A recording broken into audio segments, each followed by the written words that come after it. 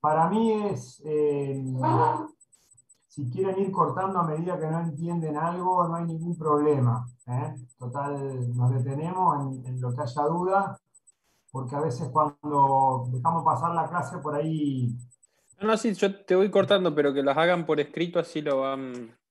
igual si ves, Nico, que ¿viste? Tenés algo para aportar, igual, no sé si está Dale. Andrés Hilardo también, ya le dije que ningún problema.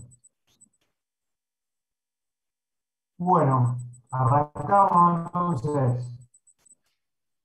Bueno, Metemos. por definición, el meteorismo es la dilatación aguda del sector gástrico anterior por un acúmulo excesivo de gas o de espuma.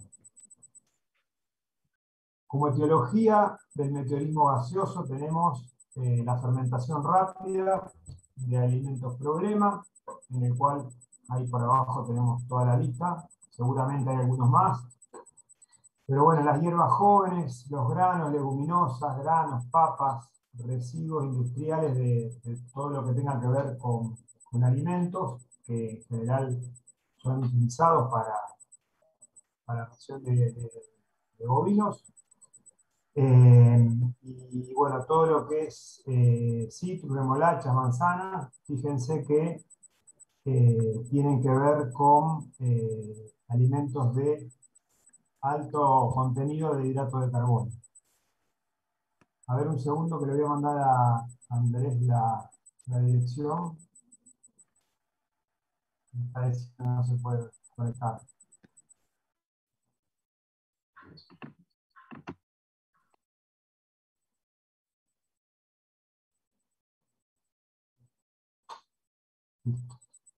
Bueno, y las últimas dos etiologías, ¿sí? Son las que más frecuentemente vemos en las crianzas artificiales de terneros, ¿sí? De alimentos iniciadores con una fibra inadecuada y la disbacteriosis ruminal, producto del volcado de la leche a rumen en periodos lactantes, lo cual genera justamente esta disbacteriosis. Por otro lado, más allá de los alimentos problemas, tenemos también disturbios en la eructación por causas miogénicas, neurogénicas, que pueden ser congénitas o adquiridas, y aquellas que generan alguna obstrucción, ¿sí? A nivel de faringe o esófago. Esto impediría, ¿no es cierto?, la eliminación del gas por medio de la eructación y nos traería entonces un timpanismo, en este caso secundario, a una obstrucción. Bueno, aquí tenemos graficado a la derecha los dos terneros, uno alimentado bajo un sistema de crianza artificial y el otro, el de la izquierda, naturalmente abrevando leche de su madre. Bueno, acá vemos lo que el cuadro quiere, la foto, el gráfico quiere mostrar, es la funcionalidad de la gotera esofágica, la cual tenemos el órgano bien a la izquierda, un órgano, por supuesto, de una necropsia, y vemos que el ternero de la izquierda, ¿sí? Graficado como toma de un balde grandes cantidades, ¿sí? De leche en muy pocos segundos, ¿sí? Generalmente 2 litros por toma, ¿sí? Durante el día son 2 veces, 2 tomas, la crianza tradicional. Y el ternero de la izquierda, en este caso como toma de su madre pequeñas cantidades, ¿sí? Realizando, ¿no es cierto?, el reflejo de la succión más los otros estímulos propioceptivos, generan un funcionamiento adecuado de esa gotera esofágica que como recuerdan, cierra, digamos, todo lo que es un pasaje a los preestómagos y hace que la leche haga un recorrido desde el esófago hacia el agumazo. También, bueno, esto va a generar pequeños coágulos, muchos de esa leche que va a ser mejor digerida, ¿sí? Posteriormente, a diferencia de el ternero que toma de balde va a generar por lo general uno o dos coágulos más grandes, los cuales no van a ser tan fácilmente digestibles. Entonces, fíjense cómo en ese cuadrito de la leche en color lila se ve que hay un pasaje, ¿sí?, al rumen, ¿no es cierto?, un vomitado de la leche hacia el rumen, la cual va a generar una formación de bacterias, digamos, anormales, y puede ser una de las causas de este meteorismo gaseoso que ocurre en las guacheras frecuentemente. Bueno, en cuanto al espumoso, que es el que en general nos trae muchos más problemas y en general se da en más de un animal a la vez, es producido básicamente por las leguminosas, ¿sí? Obviamente que dentro de las leguminosas la más utilizada es la alfalfa, pero bueno, hay que tener en cuenta que no es la única que causa este problema, sino que son todas las leguminosas, ¿sí?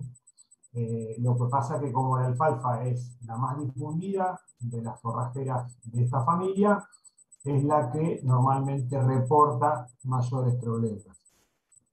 Bueno, dentro de las sustancias peligrosas que tienen las leguminosas están las saponinas, que tiene componentes hidrosolubles y liposolubles que generan una especie de sustancia jabonosa al interactuar con las bacterias del rumen, las pectinas, que son heteropolisacáridos, y la proteína soluble 18S, que en un momento se creyó que era la única responsable, ¿no es cierto?, de provocar esta espuma, y que a mí, digamos, cuando la estudiamos, nos, digamos, anticipaban algunos estudios que trabajando genéticamente sobre las alfalfas, sobre esta proteína, iban a lograr sacar especies sin este problema de meteorismo espumoso, lo cual al día de la fecha todavía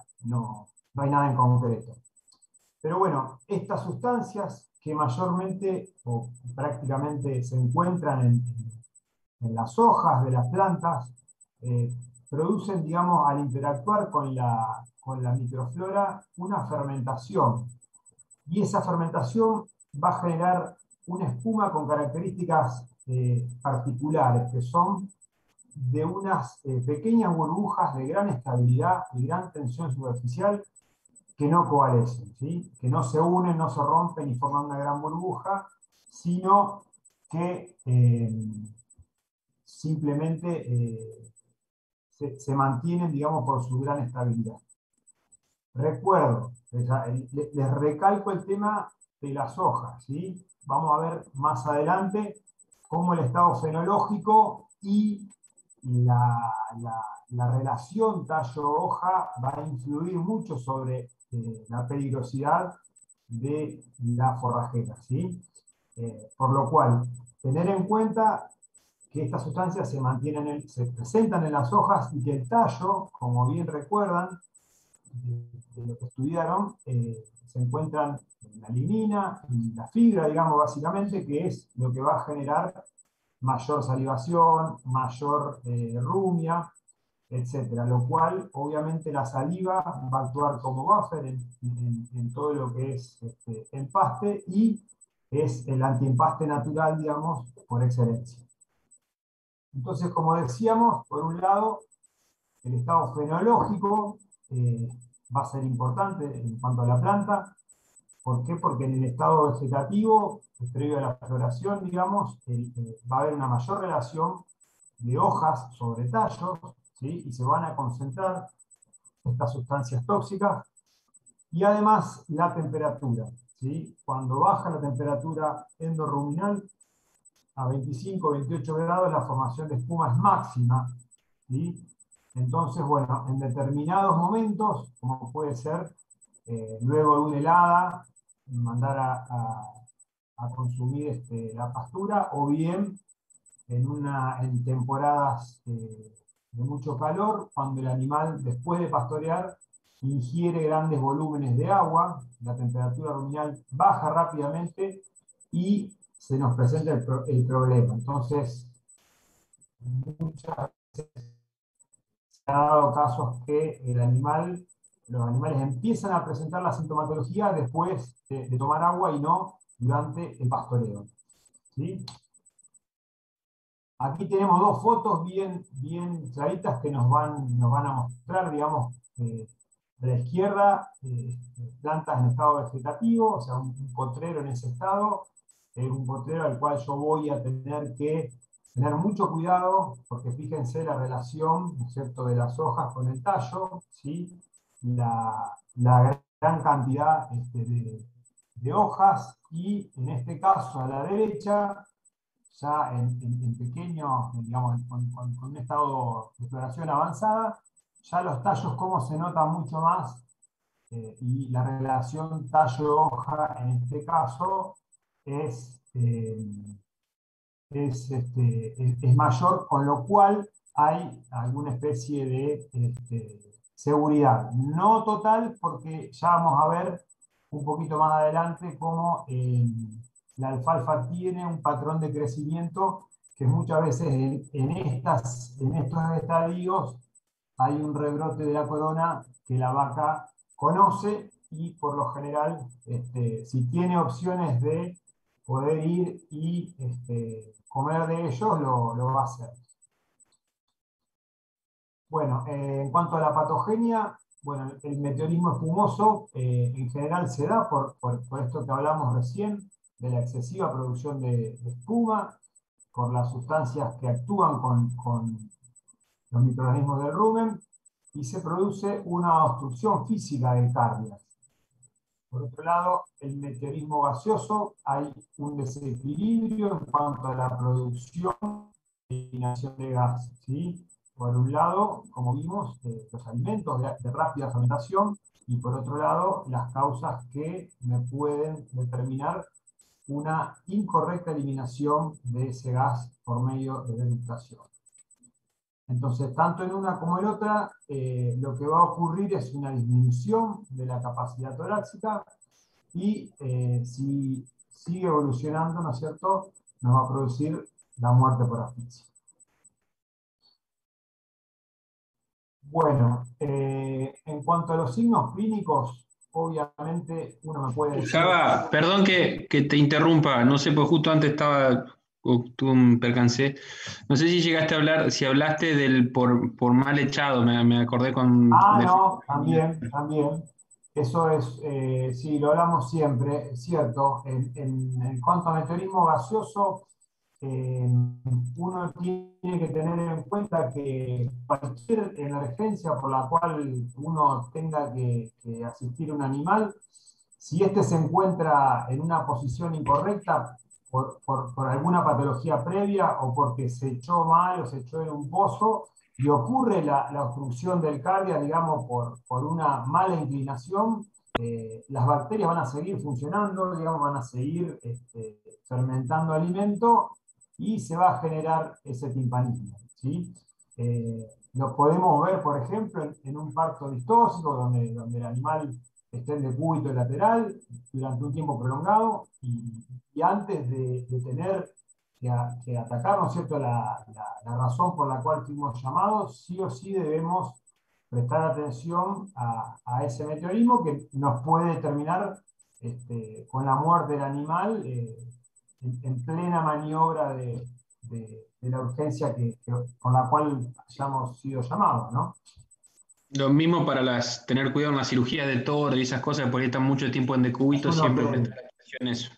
Por eso es el ayuno previo, digamos, que se recomienda en cualquier cirugía, digamos, que requiera de un tiempo, como puede ser la de prepucio. Está siempre indicado un día o 2 días de reposo, porque por un lado, digamos, el estar en decúbito lateral mucho tiempo, como acabamos de decir, nos va a favorecer, digamos, la fermentación y la falta de eliminación de ese gas, porque justamente al estar en decúbito lateral, el cardiac se va a fluir, ¿no es cierto?, con el material líquido y sólido, y obviamente la posterior consecuencia puede ser una broncoaspiración de ese material, por lo cual está siempre indicado en ese tipo de cirugías un ayuno previo. Bien, los signos clínicos, decíamos, la distensión del flanco obviamente que va a ser un signo muy, muy característico, muy fácil de ver, pero es importante conocer los otros signos que en caso sobre todo de esos eventos donde hay muchos animales afectados en diferentes estadios, uno puede llegar a predecir de qué animal se va a ir afectando, con lo cual yo me puedo ir anticipando a las medidas a tomar. Entonces decimos que previo a la distensión el animal va a estar inquieto, el animal va a presentar los signos de cólico. ¿Por qué? Porque la víscera al distenderse, ¿sí?, genera dolor.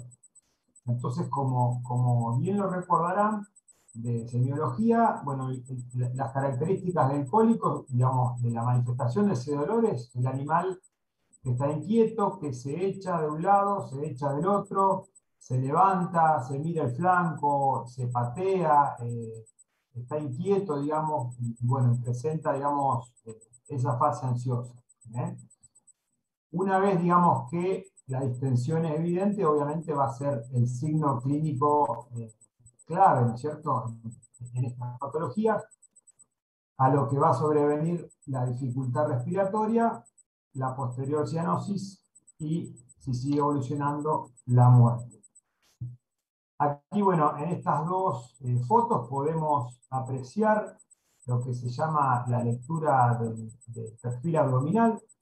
En el de la izquierda tenemos todo el flanco distendido,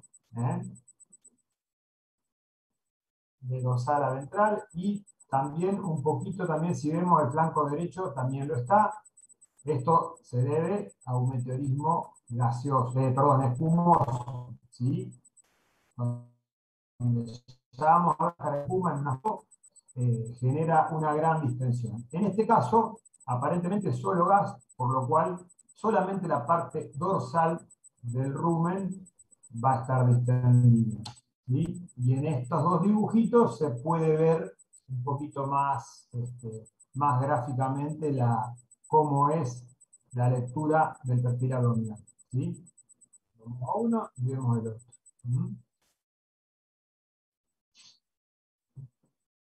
Bueno, el tratamiento, aquí, digamos, siempre hacemos hincapié en lo mismo, que hay que evaluar el riesgo de vida. Tenemos algunas alternativas, pero siempre tenemos que tener en cuenta en qué situación se nos presenta el paciente para tomar la decisión adecuada y, bueno, si no llega a haber un riesgo de vida, podemos intentar un sondaje mediante el cual vamos a tratar de eliminar, si fuera solamente aire, con éxito, la cantidad de aire. Recuerden lo que hablamos de la obstrucción esofágica, en el cual si hay un objeto extraño, uno mediante el sondaje lo puede empujar hacia el retículo del rumen y de esa manera eliminar, ¿no es cierto?, el cuerpo extraño de esa forma, o bien directamente diagnosticarlo. Y si no tiene, digamos, movilidad o las características del cuerpo extraño nos hacen pensar de que hay que resolverlo de otra manera, bueno, tomar la decisión adecuada. Y en los casos en los que sí está en riesgo la vida del animal, recurrir, ¿no es cierto?, a una ruminocentesis o una ruminotomía, la cual, por lo general, en casos de timpanismo espumoso, ya fueron realizadas en el campo por la rápida evolución que tiene, ¿no es cierto?, esta patología en el campo. Nos puede pasar, bueno, algunos que hemos sido veterinarios full time, de poder verla in situ, pero bueno, cuando uno ya trabaja, digamos, y atiende varios lugares o asesora varios establecimientos, por lo general los tratamientos son realizados en el campo. Bueno, por supuesto que la eliminación de la causa, en el caso de un meteorismo gaseoso por cuerpo extraño, y la reposición de jugo ruminal fresco para reacondicionar la micropoblación ruminal está siempre indicado. En el caso, bueno, como decíamos, del meteorismo espumoso, bueno, casi siempre es quirúrgico de urgencia. Los antiespumantes naturales y sintéticos, en cuanto a tratamiento, bueno, por ahí no son tan utilizados, o en el momento en los que se los necesita, no hay ni siquiera tiempo de ir a buscarlos a los depósitos o a los galpones en los que están, y bueno, por lo general, lo que se utilizan son los métodos más cruentos, ¿no? Sí, como preventivo, que ya lo vamos a ver más adelante, andan muy bien. Bueno, esto es lo que sucede, ¿no es cierto?, cuando ocurren estos eventos, ¿no es cierto?, en el campo. En este caso, bueno, fue realizada por un operario en el campo. Hay una técnica, ¿no es cierto?, de cómo hacerlo.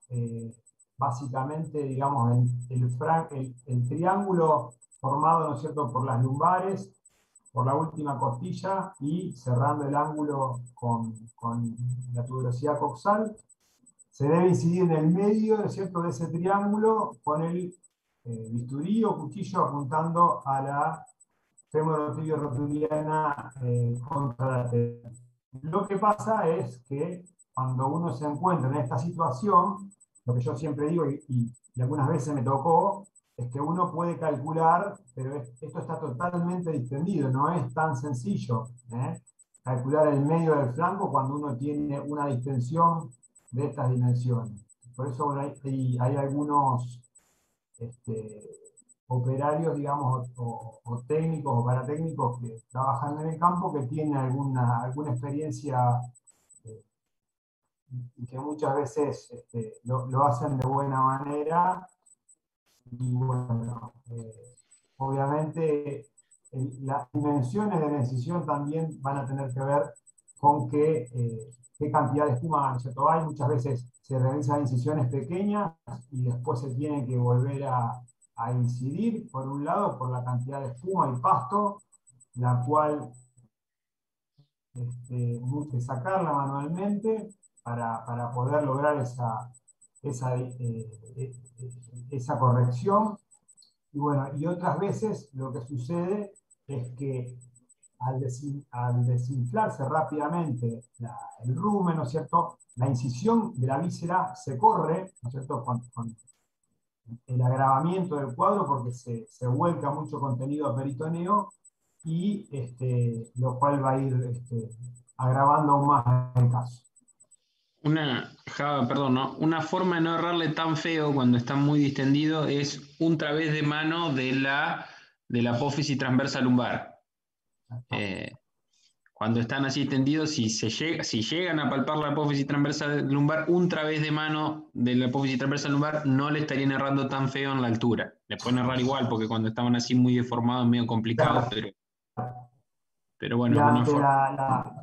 la desesperación, digamos, y la experiencia, como me pasó a mí. Sí. Una cosa es que tengas uno o dos, otra cosa es si tenés 20, también es otro Sí, que a veces pasa. que te saquen de la cama a las 4 de la mañana todo asustado y tengas 20 vacas lecheras en este estado. La verdad que se pone, entre los nervios y demás, se pone complicado. Bueno, una vez realizada la incisión, sea por la gente del campo, por nosotros mismos, si son muchos animales, una de las cosas que se recomiendan es esta, digamos, que es el gancho de alambre dulce, el cual lo tenemos que hacer con esta forma, ¿sí?, y luego girar las puntas hacia la piel. A ver, para que se ubiquen. Por dentro está el rumen, esto rojo serían las capas musculares, y esto negrito sería la piel. ¿Qué es lo que queremos lograr? O sea, esto está muy bueno cuando son varios animales. Después, digamos, si es uno o dos, uno puede realizar puntos simples, ¿sí? En este caso ya prácticamente la fístula está hecha, pero bueno, dada la facilidad que tiene el rumiante para todo lo que es la formación de adherencias, con un par de puntos, digamos, esta fístula queda permanente y lo que se trata de evitar es que ese contenido se vuelque a la cavidad y como en este caso se vuelca al exterior. Obviamente que genera un montón de complicaciones, una herida sucia que no se va a cerrar fácilmente. Si estamos en época de primavera, verano, bueno, las miasis van a estar a la orden del día. Y la fragancia, digamos, del tambo cuando entra esta vaca tampoco va a ser muy agradable, ¿no? Pero bueno, una alternativa, digamos en general, lo que tendemos a hacer luego de que nos encontramos con este tipo de animales no es cerrar todas las capas como muchas veces nos piden los productores, sino que, ¿por qué? Porque justamente al tratarse de una herida muy contaminada, no nos va a ser para nada fácil higienizar y presentar, digamos, las capas en un estado en el cual uno tenga la seguridad de que va a cicatrizar correctamente. Entonces, al realizar estas maniobras, uno previene el peor de los males, que es la peritonitis, por lo cual un animal a las 3 semanas o al mes de producido el evento, en general empieza a manifestar algún síntoma de peritonitis y bueno, las consecuencias son ya sabidas, ¿no? Es una infección muy grave, digamos, y con desenlace fatal casi siempre. Acá vemos cómo el gancho, digamos, una vez puesto, si actuó correctamente, se puede sacar a la semana, o en este caso donde quedó puesto el animal, tranquilamente va a ir cerrándose, digamos, la herida y no le causa ningún problema, más que una adherencia local ahí en la cual puede obviamente bajar un poco la producción, pero el animal va a seguir viviendo tranquilamente. Nico, ¿algo más de esto? ¿Alguna duda? ¿Cómo vamos? No, que hay algo acá sobre pronóstico, en experiencia, o sea, en tu experiencia, ¿cuál es el pronóstico y evolución en general cuando el animal es chuceado, entre comillas, por los operarios? Bien, bueno, está buena la pregunta, pero depende mucho de justamente de la experiencia y de quien haya hecho la decisión y también, digamos, del contenido que se ha volcado a la cavidad o no, ¿sí? Sí, En general, no, digamos, un gran número de animales responde bien, pero bueno, no te sabría decir con exactitud la- la- el número, digamos, pero bueno, cuando hay, digamos, muchas vacas que no se pueden tratar adecuadamente, bueno, un número de vacas queda, digamos, con lesiones o no recupera su producción, hablando siempre de vacas lecheras, algunas otras digamos, quedan bastante bien y otras quedan en el medio, digamos. Pero bueno, no es tan sencillo. sí, igual depende mucho, bueno, bueno, ahí dice, para la función no queda bien. No, sí, depende, es medio difícil decir. Hay algunas que quedan bien, o sea, hay de Sí, todo. Están las que quedan bien, las que no. Y después va a pasar la mayoría de las veces, algo que les pase como en tu caso, Jabacha, que estabas de veterinario viviendo en el tambo, el grueso de las veces lo llama el mismo tambero. exacto, exacto. Y o sea, lo hace el tipo y ya lo llama porque no puede. Si espera que lleguen ustedes, se les mueren. O sea, es así. Exactamente. Pues digo, ni siquiera a veces se puede ir a buscar los antiespumantes a la farmacia del campo o al galpón porque el problema es de aparición muy aguda y entre que uno va y viene se le mueren 3 4 vacas en un ratito. Entonces, lo que se hace en Saben que general la es zona está llamar peligrosa, a cosas todo el así. personal posible y bueno, quedarse en el potrero, ir detectando aquellas que, como decíamos antes, presentan algún signo previo que pueda llegar a, a- a uno predecir que se van a timpanizar, irlas apartando, bueno, en la medida que se pueda, tratar de elevar los miembros anteriores y bajar los posteriores en alguna loma o en algún desnivel para que las que puedan eructar lo hagan. Pero bueno, es una situación bastante complicada de manejar a nivel psicológico de la gente, Y los ¿no? que ya la han tenido los que ya la han tenido cuando está peligrosa la alfalfa, los tipos solo van a cada rato, la sacan, las controlan de noche con la linterna, ya quedan medios, Sí, o sí, sea, genera, saben genera un, del riesgo que es. imagínense, bueno, en los casos de los tambos, de gente que descansa a veces muy poco, que se levantan 2:30, 3 de la mañana y, bueno, a las 8 9 de la noche normalmente tienen que estar durmiendo, pero bueno, en verano, en general, durante todo el día que hace mucho calor, la vaca no come y come a la tardecita. Y bueno, esa persona, como dice bien Nico, si tuvo problemas, la verdad que no descansa, no puede dormir la siesta, no, de noche trata de estar la mayor cantidad de tiempo posible. Y bueno, la verdad que yo he visto gente sufrir mucho, ¿no? Por esto. Ni hablar cuando hay, como en este caso, que vamos a hablar un poquito de las lesiones, una cantidad interesante de animales muertos, por lo general el fin de semana, cuando tuvieron alguna actividad extra. Está, yo siempre digo, lo primero que se hace es culpar al tambero, pero bueno, el tambero también es un ser humano y necesita descansar y por ahí ese fin de semana salió a ver a su familia o algún evento y de repente, bueno, quien estaba encargado de dar la comida le dio menos el domingo y el lunes cuando entran a comer pastura embriagada le ocurre el problema este, o bien la ración no fue dada a conciencia, etcétera. Bueno, a lo que voy, uno se encuentra con una gran cantidad de animales muertos y es llamado por el productor para que determine la causa de la muerte, ¿no? Y yo siempre decía, ¿qué tan importante puede ser el diagnóstico de un meteorismo si es recontra fácil? Y bueno, por un lado, muchas veces nos encontramos con gente que para cubrirse miente, diciendo que, bueno, que entraron a un potrero con plantas tóxicas, que para él es alguna infecciosa que causa muerte súbita, como puede ser un carbunclo, o qué sé yo, si son 2 o 3 vacas que lo picó una víbora. Entonces, la verdad que en ese momento nos pone en una situación bastante complicada, pero que tenemos que responder con nuestro conocimiento justamente para llegar al diagnóstico Java, antes de pasar definitivo. al diagnóstico,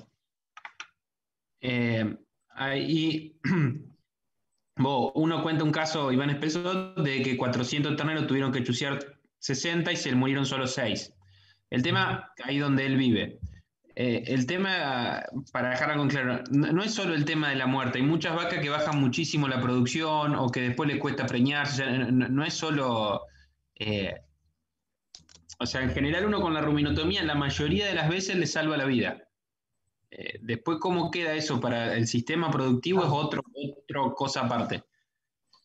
Tengan en cuenta un animal, por ejemplo, que está preñado, si la infección, digamos, causada por una ruminocentesis no la hace abortar, muchas veces tiene muchos problemas para parir, porque no pueden hacer, digamos, cierran la glotis y hacen la fuerza, digamos, necesaria para apoyar esas contracciones y el aire sale todo por el rumen y bueno, es un problema. Y además es cierto lo que dice Nico, hay un montón de vacas que no se mueren, pero bueno, esa lactancia prácticamente la pierden y bueno, y después hay que ver cómo queda. Eso es muy difícil de determinar eh, cuál va a Él, ser el futuro de ese animal.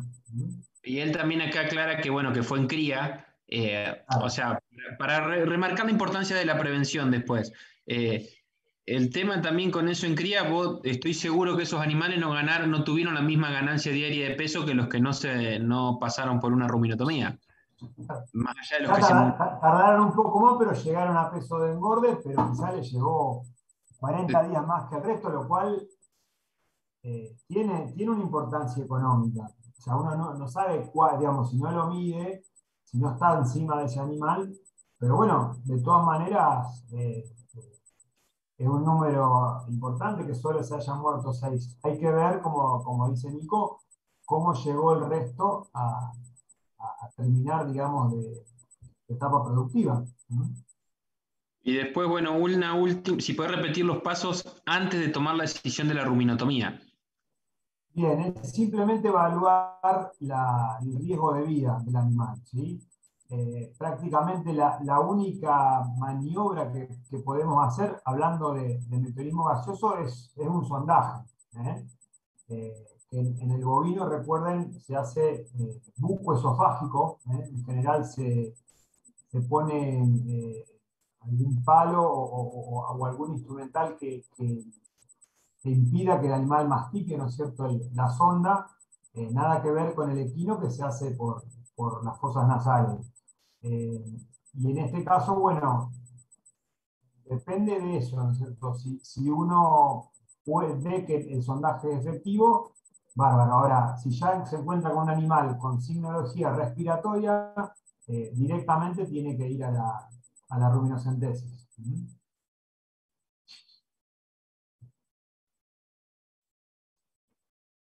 Bueno, dentro de las lesiones, bueno, aquí este animal tranquilamente, desde lejos uno puede decir que está muerto por un timpanismo, pero si empieza a observar un poquito el potrero, yo no veo leguminosas acá.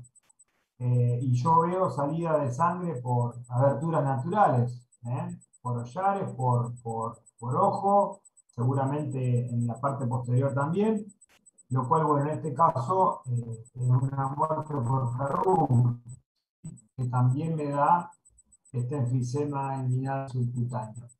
Por otro lado, hay una lectura, digamos, del cadáver a grandes rasgos antes de entrar a cavidad, la cual ya nos puede dar una presunción de que estamos ante una muerte por meteorismo, y es justamente la congestión anterior y la palidez posterior del cadáver, ¿sí?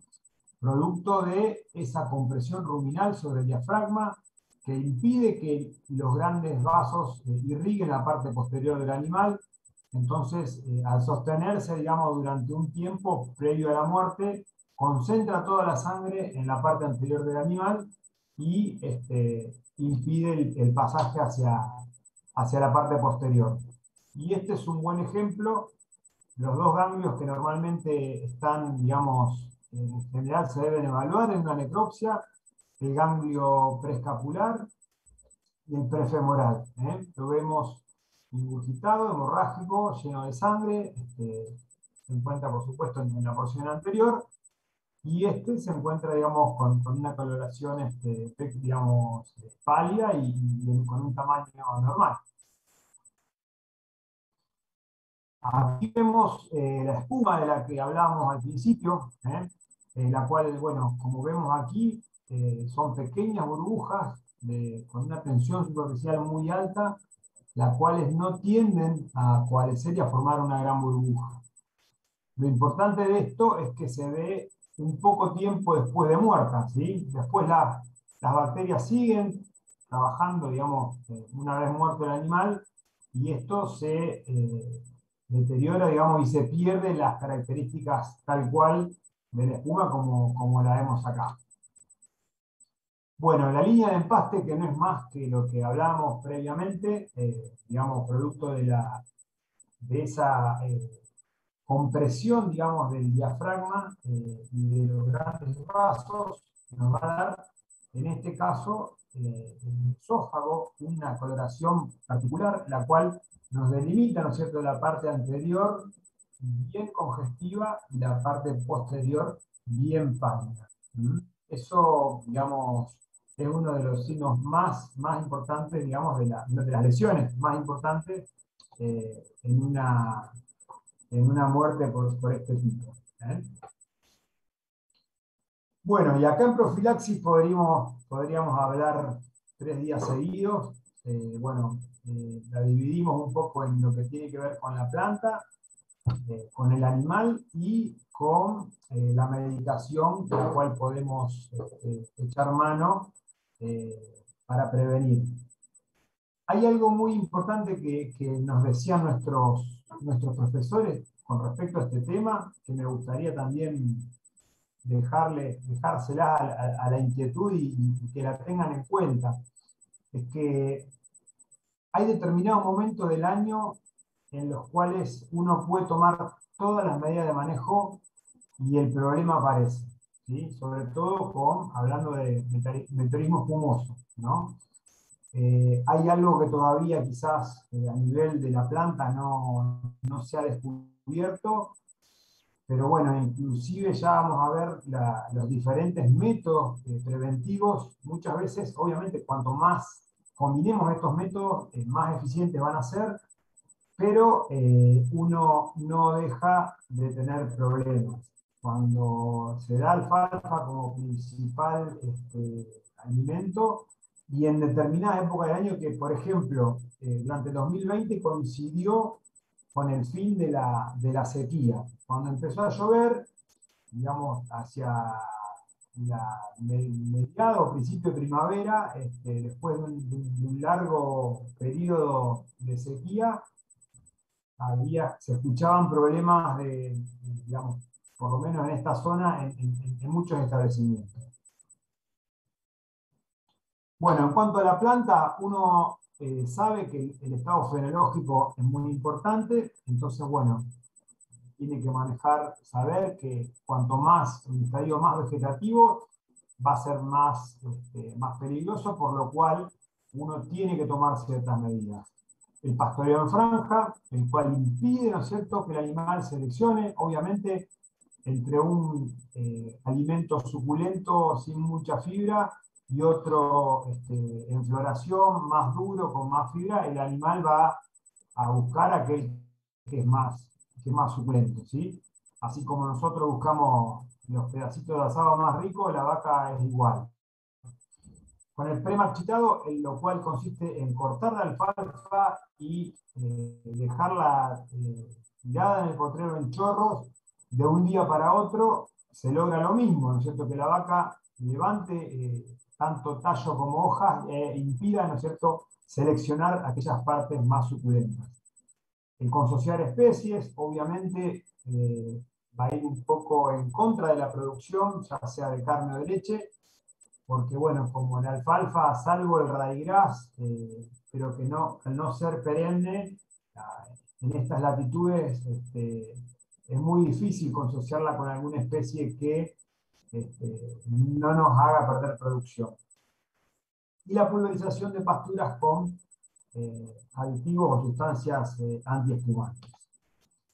Bueno, acá tenemos la misma foto anterior, ¿sí? De la izquierda, en la foto izquierda, el alimento, digamos, la alfalfa en estado vegetativo, y a la derecha en estado de floración.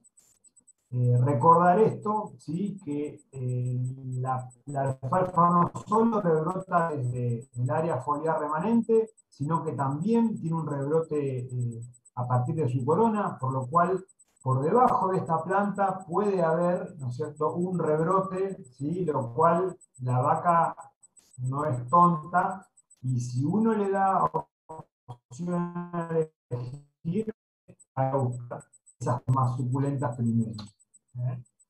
Bueno, esto es un gráfico de un pastoreo en franja. Acá lo que es perimetral es de alambre convencional, y en general estas franjas son hechas con boyero eléctrico. Pasa que bueno, en el dibujo parecería como que fueran todas convencionales. Se confecciona un callejón, ¿no es cierto?, donde la vaca puede ir y venir, y generalmente el ancho de la franja, digamos, está determinado por el volumen de pasto que tiene que consumir ese lote durante el día, ese lote o ese grupo de vacas. En el caso de que uno se encuentre ante situaciones de muy alta peligrosidad, lo que puede hacer es, mediante la colocación transversal de otro hilo de boyero, lo que comúnmente en el campo se llaman frenteros, evitar aún más la selección de plantas y hacer un pastoreo más intensivo. O sea, la franja que yo tengo que dar en el día, la doy en 2, 3 o 4 veces. Depende lo peligroso que esté. ¿Sí? Fíjense, acá estas vacas, la manera en la que están comiendo, la competencia que hay impide que el animal esté tranquilamente seleccionando las partes más suculentas. De esa manera logro que el animal coma hasta abajo y gira todo el tallo.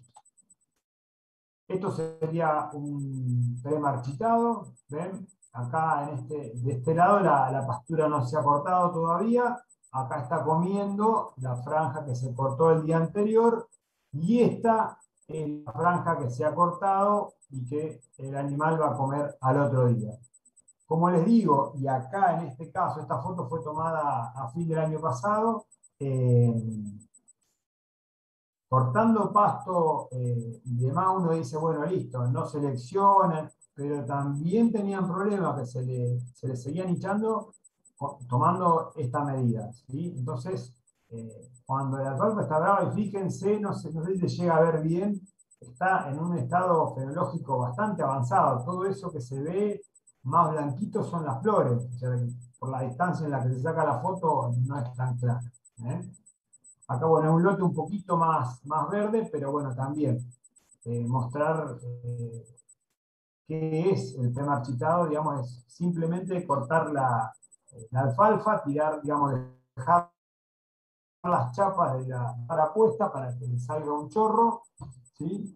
Y a partir de ahí, bueno, dejarla de un día para otro para que el animal, si está muy problemática, la pueda comer.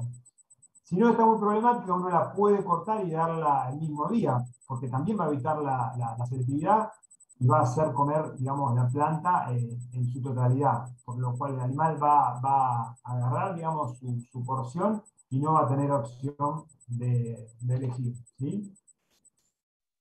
Bueno, esto, sí, sí,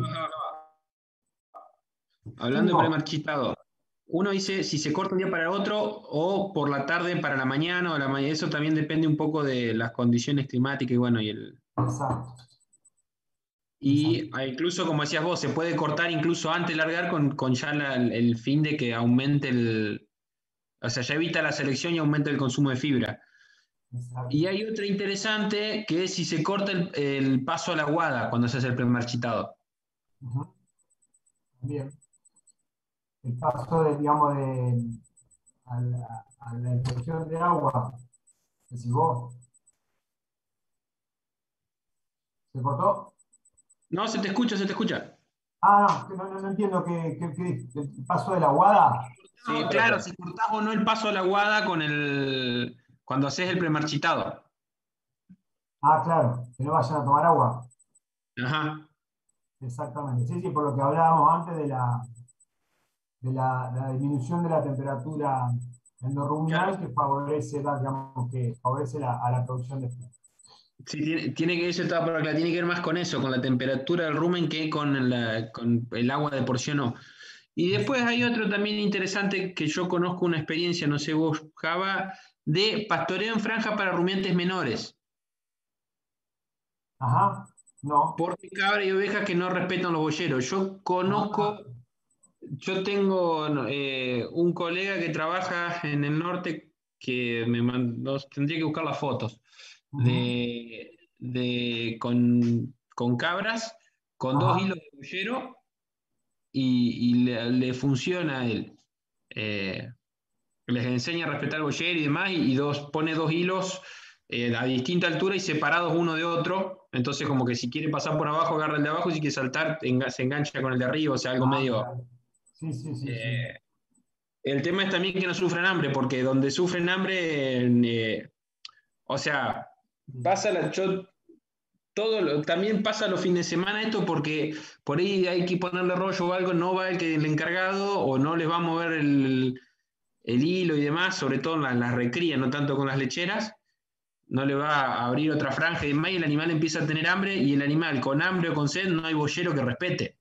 O Claro. sea, No, no, y se genera un círculo vicioso, el animal pasa más por ahí vacío también. está y, digamos, lo que ingiera de pastura va a fermentar más rápido. Entonces, Claro. Y encima hambriado no respetan nada, ni siquiera los alambrados, nada. El animal llega a un punto que el mismo hambre o sed lo hace, bueno, lo y impulsa, es digamos, lo que a no. hablábamos también la locura que se agarra a la gente, digamos, porque si empieza con esa, digamos, con esa maniobra de restringirle el pasto, está bien, evitar las elecciones es una cosa, ahora restringirle la cantidad diaria o el volumen que tiene asignado a comer porque hay empaste es un suicidio en cuota, digamos, porque el animal, como bien decís, en cualquier momento que uno corte el gollero, bueno, acá hay dos golleros, ¿ven? Y fíjense este animal acá cómo está comiendo todo. El bocado de ella agarra el tallo, las hojas, todo. No, no tiene capacidad de seleccionar. Entonces, bueno, justamente hay que tratar de entender eso, explicárselo a la gente y, bueno, y lograr que el animal coma la cantidad de materia seca que tiene asignada para el día, ¿no? Y no generar más hambre porque eso genera más problemas. Claro, eso más que nada, yo por ahí con las del tambo no tanto porque el tambero todos los días está, pero por Claro, ahí las recrías, ¿sí?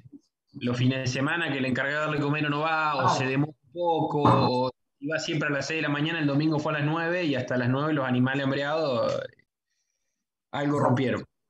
Pero bueno, exacto. Bien, bueno, algo que por ahí nos causa un poco de gracia el hablar, digamos, en cuanto al factor animal, bueno, es que se ha estudiado que hay animales que tienen una saliva deficitaria en algunos componentes o no segrega la cantidad necesaria de saliva, o sea, en calidad o en cantidad. Lo cual a nivel práctico decimos que se seleccionan en forma natural porque son los que se mueren, ¿no? Eh, y no hay tampoco un catálogo de ningún centro de inseminación que tenga algún carácter referido a la calidad de la saliva, pero bueno, se ha visto que animales que tienden en diseños experimentales, ¿no es cierto?, que tienden a timpanizarse son aquellos que tienen que ver con alguna falla en la saliva. Lo que sí uno puede hacer es aumentar esa salivación o directamente lo que sería una ocupación física de ese rumen, por ejemplo un heno, ¿sí? Que obviamente va a generar más salivación, pero también va a ocupar físicamente ese rumen con ya las hojas deshidratadas y el tallo en condiciones de generar, ¿no es cierto?, mucha más saliva y rumia. La semilla de algodón lo mismo, el silo, ya sea de maíz o de sorgo, de por sí no tiene mucho de antiespumante, pero al ocuparme un volumen, ¿no es cierto?, eso va a impedir, ¿no es cierto?, que ese rumen esté ocupado solamente por pasturas, en este caso, impanizantes. Y bueno, las sales minerales, como puede ser simplemente un agregado de cloruro de sodio, que favorezca, ¿no es cierto?, el aumentar la salivación, también nos va a ayudar. Bueno, la medicación profiláctica, esto decimos que sí, acá cobran importancia, ¿no es cierto?, las drogas que tenemos en el mercado, las cuales creemos que la forma quizás que más vemos en el campo es la administración en la ración, sobre todo en vacas lecheras, las cuales en un sistema tradicional van a ordeñarse a la mañana y a la tarde y se aprovecha ese momento para darles el concentrado. Entonces, si es un concentrado comercial, uno puede pedir adiciones antiespumantes o bien uno puede comprar el antiespumante en forma, digamos, separada y mediante una medida, a la vez que se le tira, ¿no es cierto?, la ración diaria, se le da el antiespumante en una tapita, en un vasito, depende de lo que se tenga a mano, ¿sí? En el agua, si bien es efectiva, pero tiene sus problemas, porque bueno, en general, en los momentos en los que se da con mayor frecuencia el timpanismo espumoso son los meses de mucho calor, entonces el agua, digamos, hay que cerrar la recarga de agua, ubicarla perfectamente, dosificar y esperar a que se consuma casi la totalidad del agua para volver a llenar el depósito, volver a redosificar y demás. Lo cual puede ser, digamos, un poquito engorroso. Ahora, en algunos lugares se maneja perfectamente, con lo cual, o puede ser alguna alternativa la única, porque, por ejemplo, no se da ración, y bueno, habrá que hacerlo con los recaudos necesarios. Y después a nivel individual hay bolos, digamos, de liberación lenta, lo cual sinceramente yo no he visto aplicar nunca, pero bueno, están descritos también. Bueno, en cuanto a los antifumantes naturales, tenemos la vaselina líquida y los aceites comestibles, vegetales. Los sintéticos, que son los que veíamos antes, que son adicionados a los balanceados o dados en forma aparte, sí mezclados con el balanceado, pero dados aparte, son el alcohol etoxilado en primer lugar, cuya marca comercial es Blocker, que es quizás el de mayor difusión en la actualidad.